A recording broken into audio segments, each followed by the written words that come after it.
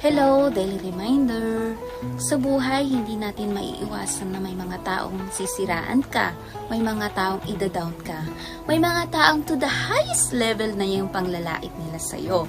Yung mga tao na gagawin ang lahat na mapansin mo lang sila, ibalik mo rin kung anong ginagawa nila sa'yo. So, minsan, yung mga taong gumagawa nito sa'yo, minsan katabi mo lang, minsan mga family mo, minsan mga kamag-anak mo, minsan mga friends mo. At ang mas masakit pa dito, minsan yung taong pinagkakatiwalaan mo. So, kung nararanasan mo yung mga ganitong senaryo or mga ganitong sitwasyon ngayon sa buhay mo, so yung mapapayo ko lang sa'yo at ang masasabi ko lang sa'yo, mag-focus ka sa goal mo. Huwag mong pag-aksayahan ng oras at time at effort yung mga taong nagpapapansin, yung mga taong dinidistract kung saan ka masaya. Yung dinidistract yung buhay mo, kung anong negative na meron sila, gusto nila maging ganun ka rin. So, yung kung ano man ang negative na binabato nila sa'yo, gawin mong positive yon sa buhay mo. Ayan. And always remember this. Kahit ano pang negative na makikita mo, na makakarating sa'yo, na kahit ano pang ibabato nila sa'yo, kahit ano pang maririnig mo against sa'yo, ayan, gawin mong positive yon.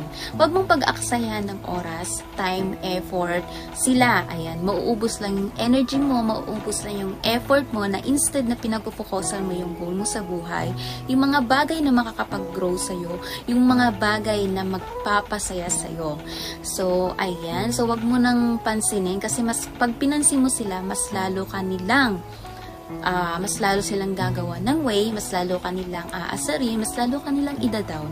So, ayun lang ang masasabi ko. So, gawin mo lang lahat ng magpapasaya sa'yo, lahat ng mga bagay, doon mo ibuhos lahat yung effort mo, yung time mo, yung lahat, doon mo ibuhos sa bagay na mag-grow sa'yo, hindi sa mga taong negativity na walang makikita, kundi kung ikaw yung topic nila, ikaw yung pinaka main goal nila na para ma-distract ka sa mga goal mo, para mag-down ka, para mawala ka sa mga bagay na magpapasaya sa'yo, sa mga bagay na nag-grow sa'yo. So, ayun lang. So, wag mo na lang sila pansinin. So, maging happy ka lang.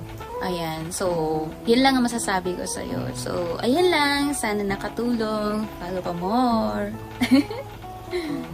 Oh, let me up with a bright smile on now. Put me in the dark, but won't get lost now.